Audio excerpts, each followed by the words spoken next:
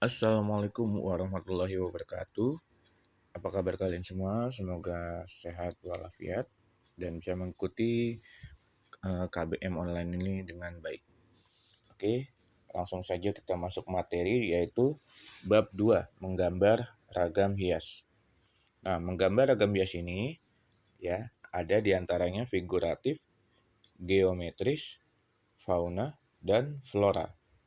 Nah, jadi itu adalah sebuah motif yang biasa digunakan di Indonesia ya.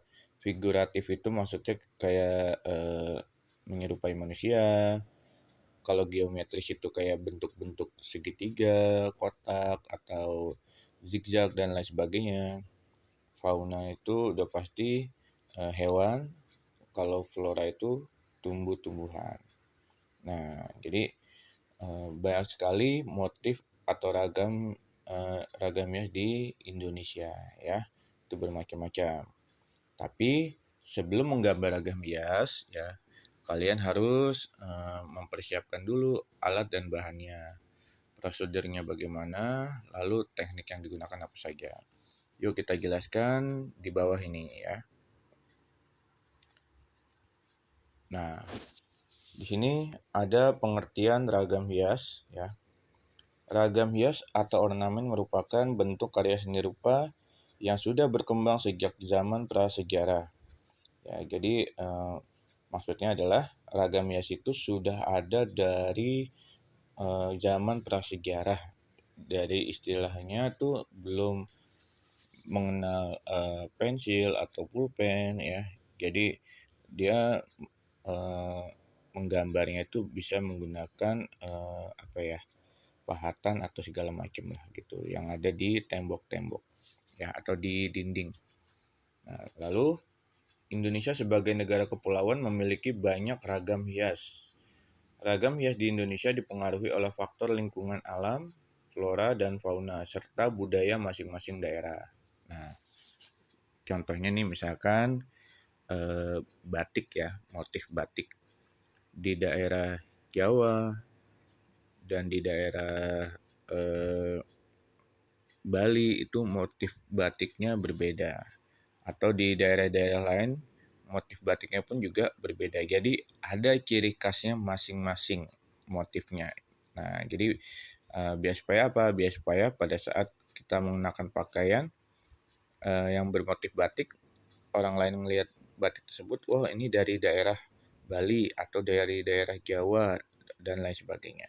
Jadi apa namanya? Supaya ada ciri khasnya ya. Nah, lalu ada ragam hias memiliki makna simbolis karena mengandung nilai-nilai budaya masyarakat pendukungnya. Jadi, eh, motif batik itu tidak hanya gambar saja, tapi juga ada nilai-nilai budayanya. Lalu, motif ragam hias. Nah, motif ragam hias di sini ya, ada ragam hias flora atau vegetal ya. Jadi contohnya, nah gambar di 2.4 ini ya. Jenis ragam hias flora pada media tekstil. Nah, ini apa berupa kain digambar ya, batiknya ini motif tumbuhan ya. Kalian bisa lihat di sini kayak seperti daun dan lain sebagainya. Lalu ada ragam hias fauna atau animal. Nah, jadi di sini contohnya ada bermacam-macam nih. Ada motif gajah ya, ada motif di bawah ini kayak apa ya ini ya, kayak naga ya kemungkinan ya. Nah, ini termasuk ragam hias fauna. Lalu ada ragam hias geometris. Nah, yang tadi sudah saya bilang, ada seperti zigzag atau kotak atau bulat dan lain sebagainya. Seperti ini, contoh geometris ya, ragam hias geometris.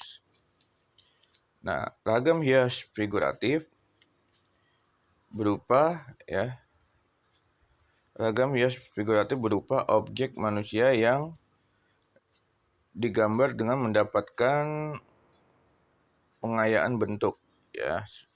Jadi contohnya seperti ini. Nah, ini ragam hias manusia. Jadi dibuat tidak seperti manusia utuh ya. Jadi kayak ada variasinya biar supaya terlihat menarik gitu ya mungkin. Nah, pola ragam hias ya. Bentuk ragam hias umumnya memiliki pola atau susunan yang diulang-ulang. Maksudnya gini, kalau kamu lihat baju batik sekolah atau baju batik yang lain, itu motifnya pengulangan. Jadi tidak ada istilahnya yang berkelanjutan gambarnya. Contoh misalkan daun gitu ya. Misalkan daun atau tumbuhan itu dia tidak ada dari mulai akar, batang pohonnya, ranting pohonnya dan lain sebagainya itu nggak ada. Jadi kalau misalkan motifnya tumbuhan ya tumbuhan aja sampai menutupi semuanya seperti itu. Jadi tidak ada yang berkelanjutan. Jadi ini sifatnya diulang-ulang susunannya. Nah, lalu teknik menggambar ragam hias. Jadi, nah ini pola ragam hias geometris yang beraturan. Kalau ini pola ragam hias geometris tidak beraturan. Jadi maksudnya beraturan tuh misalkan ada 3 motif, berarti motifnya sama semua. Kalau yang bawahnya ini berbeda-beda ya. Nah, tekniknya adalah kamu harus perhatikan pola bentuk ragam hias yang akan digambar. Jadi perhatikan dulu, kamu amati dulu bentuknya gimana, terus membuat garis-garisnya bagaimana dan lain sebagainya. Lalu persiapkan alat dan media gambar. Alatnya itu bisa pensil, bisa krayon, bisa pensil warna, bisa cat air dan lain sebagainya. Media gambarnya itu ya berarti buku gambarnya atau kain kanvas dan lain sebagainya. Terus tentukan ukuran pola gambar yang akan dibuat. Jadi ukurannya ini kamu mau dibagi berapa baris misalkan atau mau satu buku gambar itu dibuatnya tiga motif misalkan gitu. Nah itu terserah kalian. Jadi yang menentukan adalah kalian sendiri.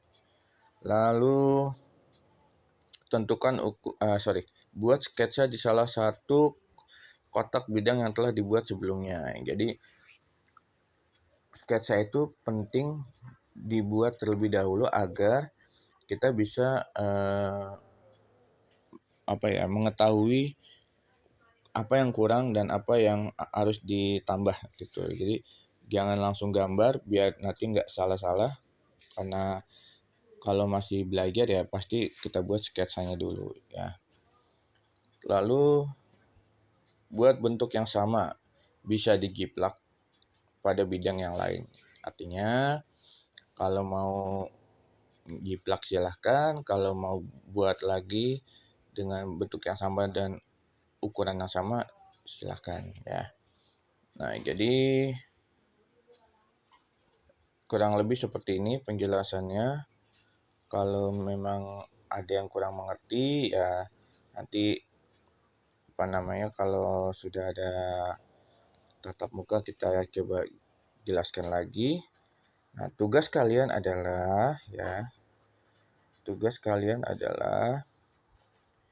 nah, kalau sebentar. Tugas kalian adalah buatlah ya gambar di antara kotak ini. Jadi ada kotak yang pertama, kedua, ketiga, keempat, kelima, keenam.